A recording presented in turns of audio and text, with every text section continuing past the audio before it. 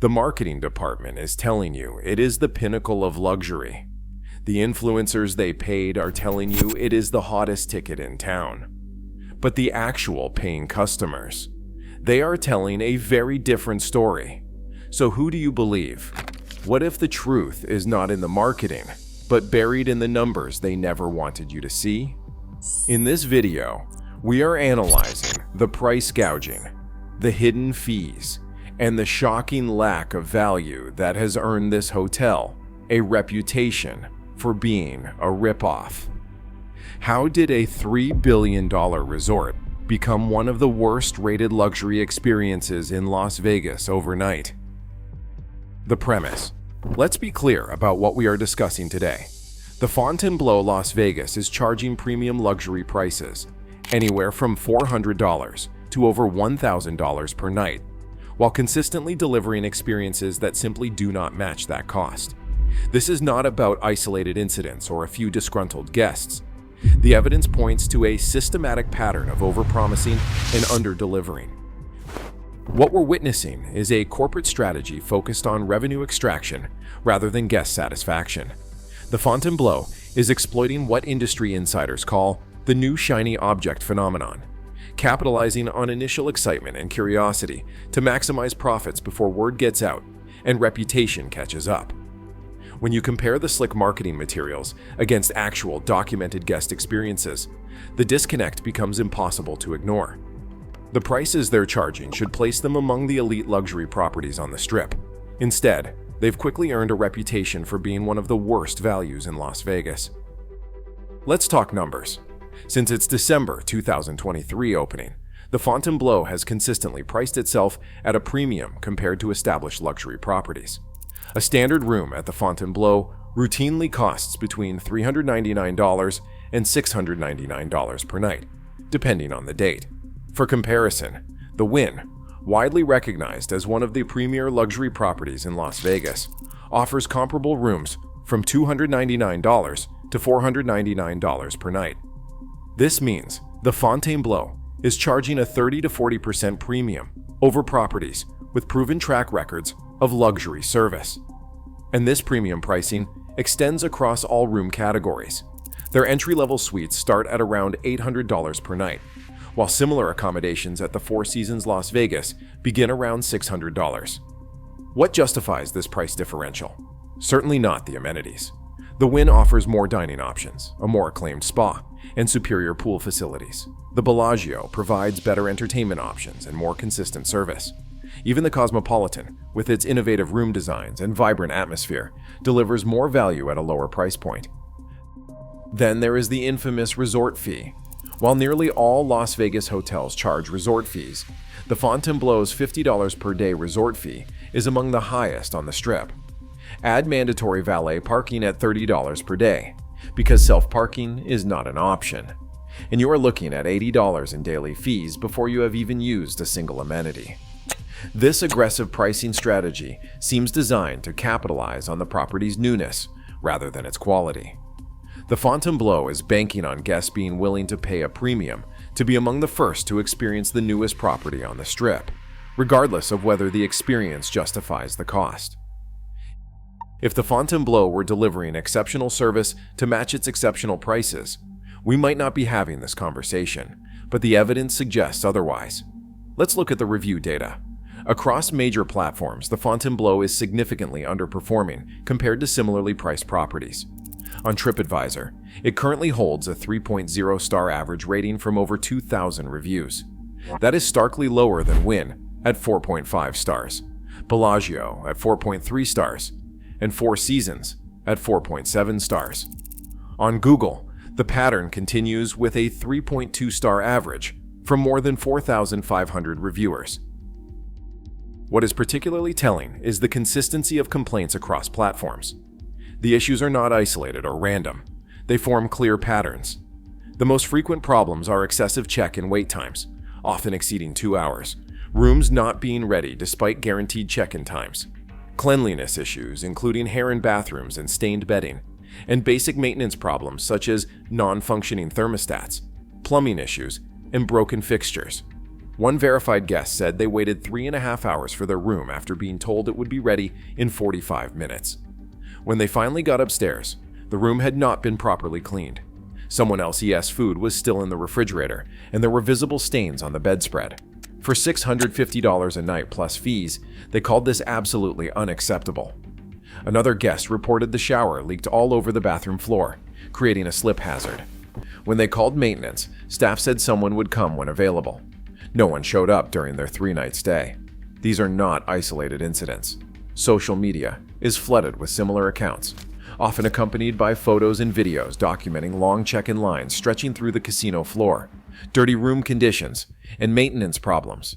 Instagram and TikTok users have shared videos showing those issues.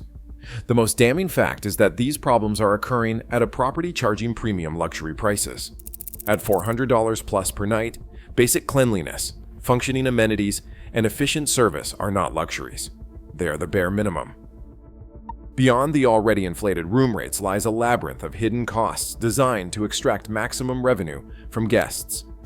The Fontainebleau's fee structure is particularly aggressive, even by Las Vegas standards. Let's break down the real cost of a stay. If you book a standard room at the advertised rate of $499, your actual nightly cost quickly balloons to $649 after adding the $50 resort fee, $30 parking fee, and approximately $70 in taxes and other charges. That's a 30% increase over the advertised rate. But it does not stop there. The Fontainebleau has implemented what many guests describe as nickel and dime tactics throughout the property. Want to use the fitness center? That is an additional $50 per person per day, despite the fact that access to fitness facilities is typically included in the resort fee at other luxury properties. Pool cabanas, a standard amenity at luxury resorts, start at $1,000 during weekdays and climb to $2,500 on weekends, roughly 30% higher than cabana pricing at comparable properties like Encore Beach Club. Even basic pool chairs come with a rental fee on busy days. Food and beverage pricing follows the same pattern, with cocktails starting at $25, about $5 to $7 more than at comparable luxury bars on the Strip, and dinner entrees averaging 15 to 20% higher than similar offerings at Wynn or Aria. What is driving this aggressive fee structure?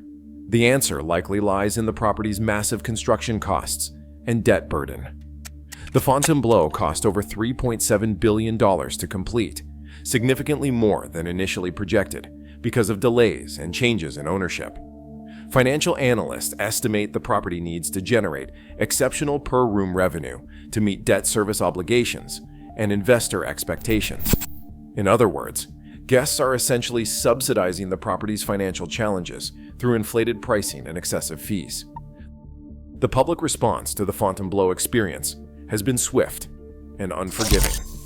A statistical analysis of reviews across major platforms shows roughly 40% of all reviews fall in the 1 to 2 star range, an unusually high percentage for a luxury property.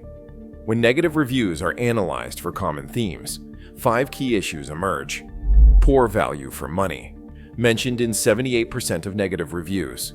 Cleanliness concerns, mentioned in 64%. Service failures, mentioned in 58%. Hidden or excessive fees, mentioned in 52%. Maintenance issues, mentioned in 47%.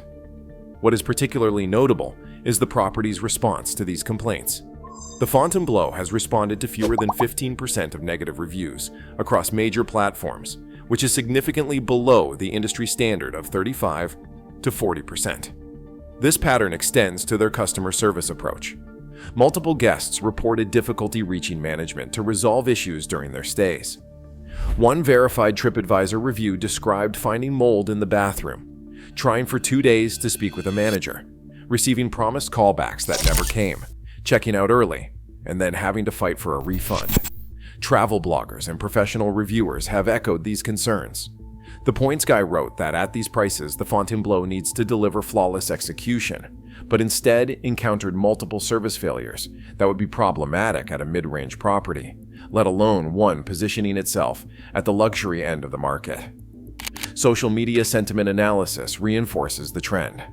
An evaluation of Instagram, Twitter, and TikTok posts mentioning Fontainebleau found negative sentiment outweighs positive, by approximately 3 to 2, which is unusual for a new luxury property that typically enjoys a honeymoon period of predominantly positive coverage. The Fontainebleau situation is not occurring in isolation. It represents a troubling trend across the Las Vegas Strip, where properties are increasingly using luxury branding to justify price increases without corresponding quality improvements. Industry data shows that average room rates on the Strip have increased by approximately 35% since 2019, while overall guest satisfaction scores have declined by 12% during the same period. This growing disconnect between price and quality is most pronounced at properties marketing themselves as luxury or premium experiences. The Fontainebleau represents the peak of this issue. It is the most extreme example of the normalization of charging premium prices for mediocre experiences. By setting such high rates despite documented service issues, it establishes a dangerous precedent that other properties may follow. This trend threatens the overall reputation of Las Vegas as a destination that delivers value at every price point. Historical data shows that Las Vegas's appeal has been built on delivering experiences that feel worth more than their cost, whether at budget, mid-range, or luxury properties. The current trajectory reverses that formula, providing experiences that feel worth less than their increasingly hefty price tags. Customer loyalty data from major casino operators shows a concerning pattern. Repeat visitation rates have declined by approximately 8% since 2021, with value concerns cited as the primary reason by 46% of surveyed guests who chose not to return. The Fontainebleau exemplifies this problem, charging Four Seasons prices for an experience that many guests compare unfavorably to mid-tier properties like the Flamingo or Harrah's. Beyond the statistics and business implications, there is a very real human cost to this trend. Consider the couple who saved for a year to celebrate their 10th anniversary at what was marketed as Las Vegas's newest luxury destination. They spent over $3,000 on a 3-night stay, only to face a 2-hour check-in line, a room with cleaning issues, and indifferent service. Or the family who booked the Fontainebleau for a once-in-a-lifetime graduation celebration, budgeting for what they believed would be a premium experience, only to discover that basic amenities required additional fees and service fell well below expectations. These are not hypothetical scenarios. They are documented experiences from verified guests. The emotional impact of these disappointments is significant. When people save for special occasions and allocate substantial resources toward what is promised to be an exceptional experience, the failure to deliver creates not just financial loss, but emotional damage. The broader consequence is the erosion of trust, not just in the Fontainebleau brand, but in Las Vegas luxury proposition as a whole. If a $3.7 billion property cannot deliver basic cleanliness, functional rooms, and efficient service, what does that say about the city's commitment to quality? This damage to Las Vegas's reputation as a luxury destination could have long-term implications for tourism, potentially driving high-value customers to competing destinations like Macau, Dubai, or Singapore, where luxury properties consistently deliver on their promises. What we are witnessing at the Fontainebleau is a fundamental prioritization of profit extraction over guest experience.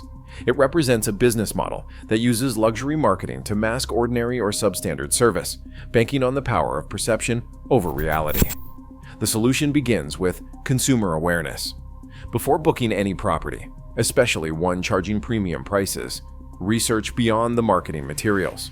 Check recent reviews, not just the curated testimonials on the hotel's website. Look at what actual guests are saying across multiple platforms. As consumers, we should support properties that deliver actual value for their pricing, whether luxury, mid-range, or budget. Value does not mean cheap. It means receiving an experience commensurate with the price paid.